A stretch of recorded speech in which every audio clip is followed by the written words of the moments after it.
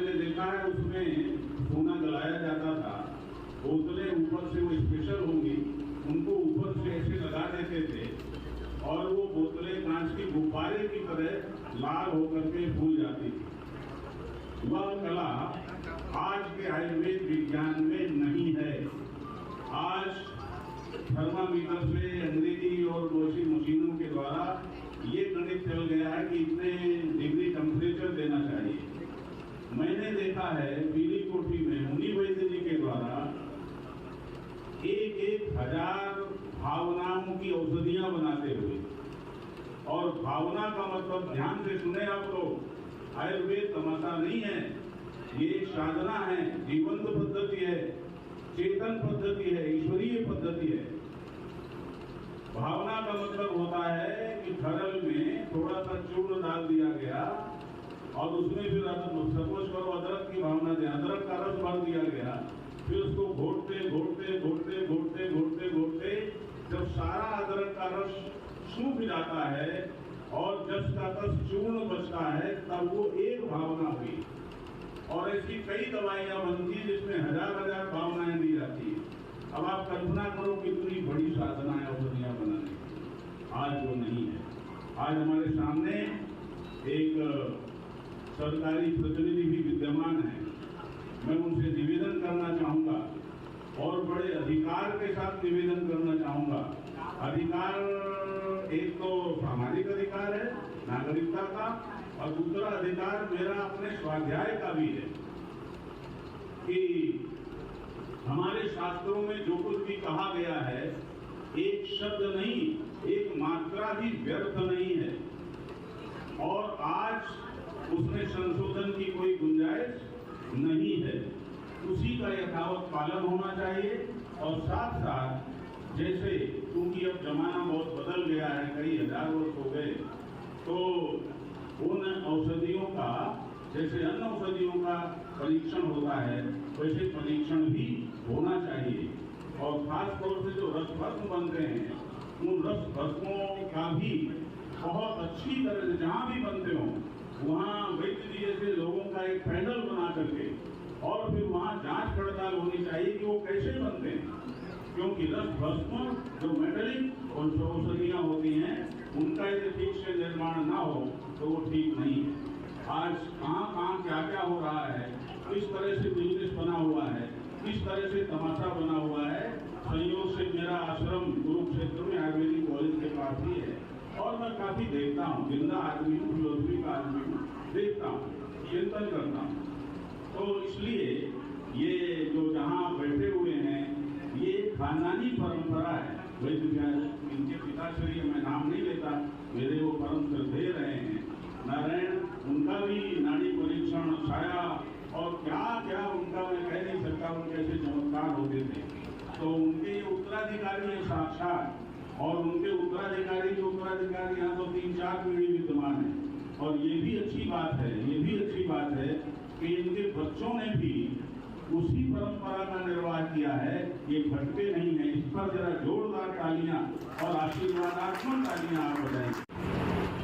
हमारे परम गुरु पूज्यपाद श्रोत्रिय ब्रह्मनिष्ठ स्वामी अखंडानंद जी महाराज, उनकी पूर्ण कृपा इस परिवार पर रही है और उसी का परिणाम है कि आज ये परिवार उत्तरोत्तर वृद्धि कर रहा है। और आभारी गुरु महाराज का है, इसीलिए उन्होंने इस औषधालय का नाम गुरु महाराज के नाम पर रखा है।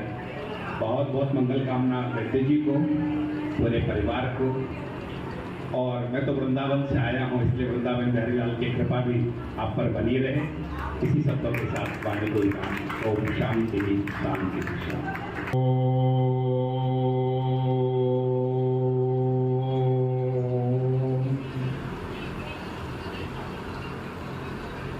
ध्येयं सदा परिभवान्मभीष्टदोहम् तीर्थास्पदं शिवविरञ्चिनुतं शरण्यं भित्त्यातिहं प्रणतिपालभवाब्धिपोतं वन्दे महापुरुषते चरणारविन्दम्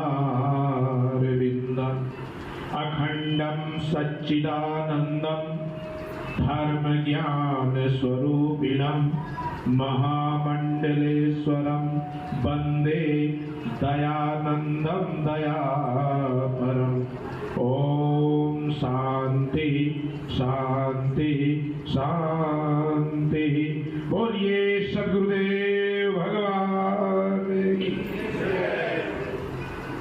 अभी आप लोग सुन रहे थे हमारे जो परबाबा गुरु थे, परदादा गुरु स्वामी अखंडानंद जी महाराज, जिनको माइक की आवश्यकता नहीं पड़ती थी। और आप लोग सब जो है माइक प्राप्त हैं, सबको भगवान ने माइक दिया है और फिर भी आवाज नहीं आती। बोलिए धाता विनाशी जी महाराज की जय। अखंड सच्चिदानंद भगवान की जय। महामंडलेश्वर सदगुरु ब्रह्मलीन स्वामी दयानंद जी महाराज की जय। धन्वंतरी भगवान की जय। वृंदावन बिहारी लाल की जय। अवध बिहारी लाल की जय। हनुमान जी महाराज की जय। शंकर भगवान की जय। गणेश जी महाराज की जय। दुर्गा मैया की जय। गंगा मैया की जय। गौ माता की जय। सत्य सनातन धर्म की जय। श्री राम जन्मभूमि की जय। श्री कृष्ण जन्मभूमि की जय। बाबा काशी विश्वनाथ भगवान की जय। शिव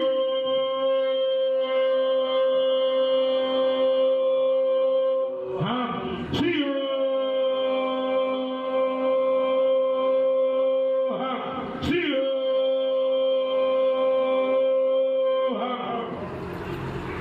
अखिल कोटि ब्रह्मांड नायक जगत नियंता परम ब्रह्म परमात्मा को वंदन करते हुए श्रीमद परमहंस परिव्राजकाचार्य परम सद्गुरु परम आराध्य भू महामंडलेश्वर ब्रह्मलीन स्वामी अखंडानंद जी महाराज, तत्शिष्य विद्यावारिद ब्रह्मलीन स्वामी सच्चिदानंद जी महाराज, स्वर्गाश्रम पीली कोठी चित्रकूट के पावन चरणों में कोटि सा वंदन करते हुए उन्हीं के स्थानापन्न मेरे सद्गुरुदेव महामंडलेश्वर ब्रह्मलीन स्वामी दयानंद जी महाराज, स्वर्गाश्रम पीली कोठी चित्रकूट के पावन चरणों में कोटि सा वंदन करते हुए मंच पर विराजमान भारत के कोने कोने से पधारे हुए परम पूज्य हमारे दादाजी और परम पूज्य स्वामी भास्करानंद जी महाराज, परम पूज्य स्वामी शाश्वतानंद जी महाराज, परम पूज्य